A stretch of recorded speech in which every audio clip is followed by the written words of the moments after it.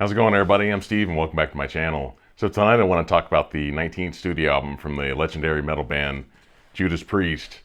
This is the album's called Invincible. It was actually released last Friday. I bought it on Saturday. I actually bought it at like a local record store called Karma Records in Indianapolis. They've been around since like the early '80s. I've been going there forever, but it's kind of nice to buy it from kind of supporting a local record store as opposed to waiting for Amazon to ship it. Even though I could have got like a couple bucks cheaper if I bought it there, but at least at least it's not going to be damaged, and it's not going to be stolen by somebody. So there's some being able to support a local record store is kind of nice to do that. But so this album was produced by Andy Sneed. It says that Tom Allom actually produced he co-produced the last two tracks on the album. Those are called Sons of Thunder and Giants in the Sky. And actually, this album's a follow-up to the 2018 album called Firepower. And that one, Tom Allom and Andy Sneed are listed as co-producers on it. So it's been a while since they've released an album. Obviously, COVID kind of got in the way a little bit, but so as far as this album, I've listened to it about 4 times now, and I enjoyed it a lot. The first 4 tracks I liked right away. Panic Attack was the first single off the album. Like that one a lot. It definitely reminds me of like Painkiller, kind of the Rob Halford's singing really high on the album. The song "The Serpent and the King." I like that one a lot. Probably my favorite track on the album is the title track on the album, which is called "Invisible Shield." It's my favorite track on the album. "Devil in Disguise" is really good. As far as this, it's kind of interesting how this band is because Glenn Tipton is listed as like a co-writer on it.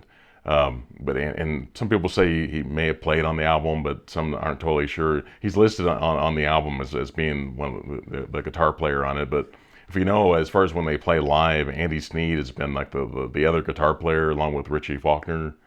So at 76, with Parkinson's disease, it's kind of amazing that he's still even involved with the band. So he's kind of just there, maybe in spirit, and just writing the songs, because he's definitely been in Judas Priest, one of the longest standing members of the band, and so you definitely have to have him, kind of playing on it. But as far as the band, you got Rob Halford and Ian Hill, the bass player, are both 72 years old, and Rob Halford's going to be actually 73 this year, and I forgot that his birthday is actually August 25th, which is the same day as Gene Simmons. So it's amazing. Like I said, this is their 19th album. So who knows if they're gonna try to get a 20th album out? I imagine they would before they're done as a band. But you've got Scott Travis, probably my favorite drummer in the band. Probably Les Banks is probably the other drummer I like a lot for the band. He was on Stained Class and Unleashed in the East. He did that era. So, but Scott Travis, I think he's been in the band since Painkiller, and he definitely brings that like really up tempo to the band. At 62, it's amazing he can still play that way. It's amazing. Usually, I think in metal, drummers usually kind of drop off a lot sooner than other drummers.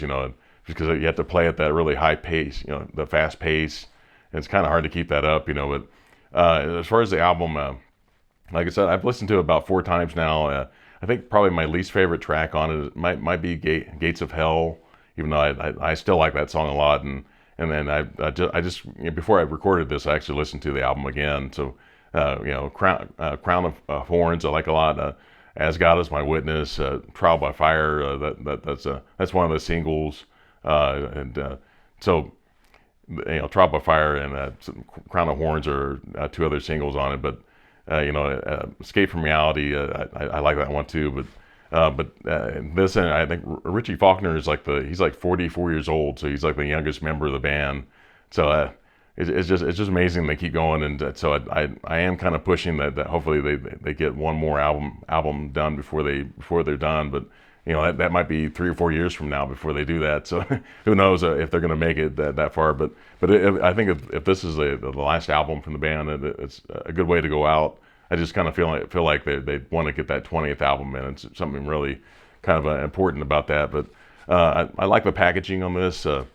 This is it's got the front. This is the digipack, but it's got that. It's got the inside here. I'm sure if you have the the vinyl version, you're going to get this artwork and it really blown up. But some people think that the artwork's kind of a little bit generic in some ways. But it also comes with a booklet inside here, and the booklet comes with lyrics. Has a lot of cool artwork in it. So at least they kind of spent a little bit of money to kind of get some artwork in here. And it's several pages, but it's all lyrics and some of the like the writing credits and stuff like that. So got that. So like I said, I think it's worth buying. Like I said, you can get it on Amazon. I think it's still $13.99 on Amazon. So check it out. But like I said, this is Firepower was the album before this. So. And I rated this pretty high. I'll include it in the end credits here. I'll put like where I did my Judas Priest ranking last year, and I ranked Firepower pretty high. So it's possible this Invisible Shield might go maybe a spot higher than the Firepower was possibly. But you can always say recency bias will you kind of rate things a little bit higher than maybe what they should be. But yeah, I think it's great to support a band that's been around since, was it 1974? I think it was Rock-a-Rolla. I think it was released, or 75. So it's been around forever. So it's great to support 74. So they said this 50, like the 50th anniversary of the band. I read that recently. So amazing that they're still going. To be around that long and still produce something this quality. It's great to see that. So, but like I said, let me know in the comments what you think of this album. What do you think of like newer Judas Priest? I think Painkiller is a great album, but obviously I like the 70s and 80s the most.